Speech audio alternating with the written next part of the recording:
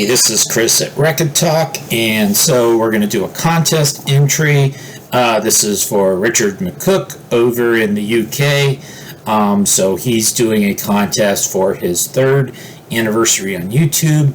So he has 3 questions, and everything's involving the number 3.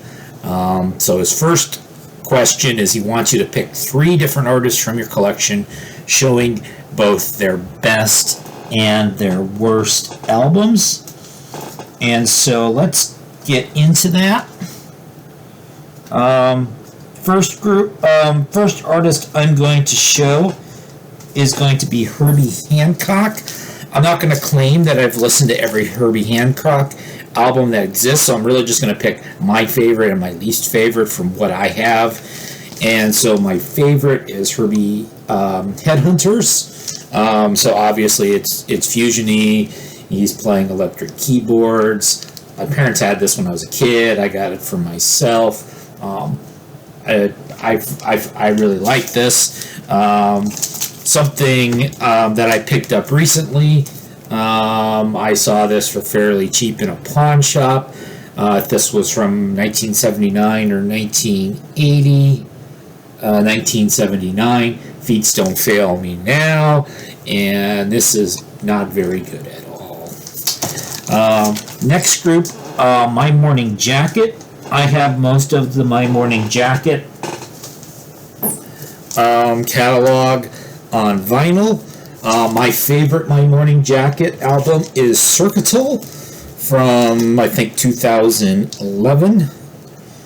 Yes, 2011. This is probably when I first got into this band, so there's that first album you really like from an artist is going to tend to be your favorite. And so they have a lot of double albums with gatefolds in them.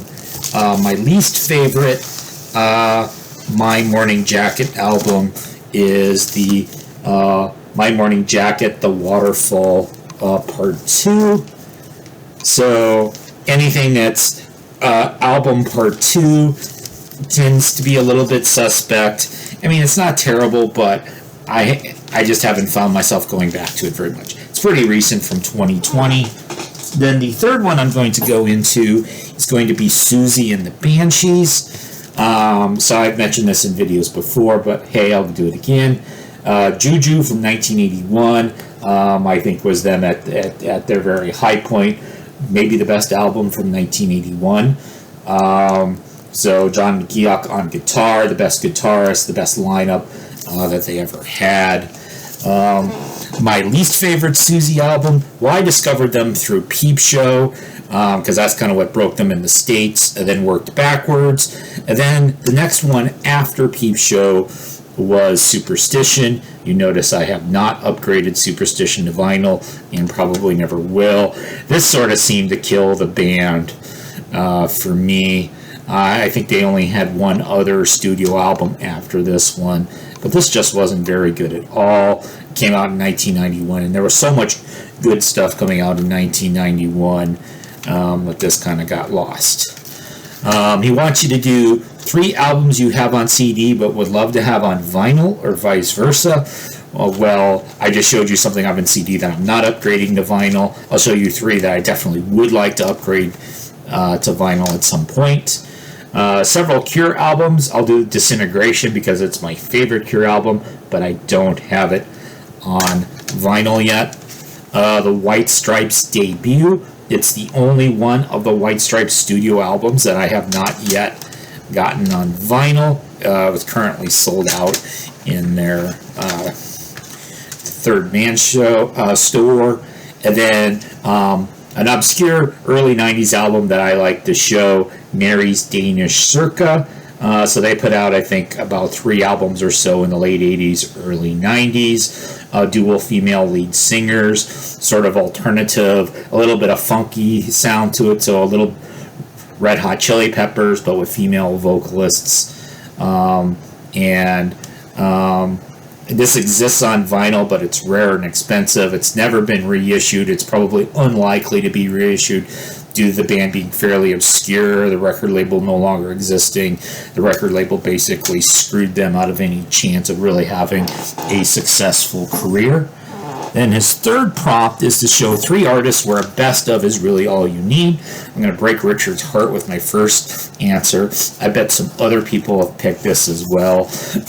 I know Richard is an Abba fan. I'm going to pick Abba Greatest Hits, and I'm going to admit that this is the only Abba album I've ever owned, and I have not delved deeply into listening to Abba deep cuts.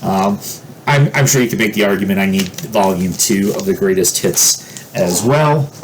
Second, you could do this with a lot of your mainstream classic country artists. I'm going to go with Kenny Rogers' greatest hits. Mainstream country in general is kind of noted as being sort of a singles format. Albums tend to be a couple of singles and a bunch of filler, and then oftentimes there's not really concept albums very often in country. Great deep tracks. And so I don't think I'll ever get anything else by Kenny Rogers besides the greatest hits that I have. And then the last one I'm going to show is actually going to be a band where I don't own the greatest hits, but would probably suggest it to you. It's going to be the Go-Go's. Now, the Go-Go's don't have a very big catalog.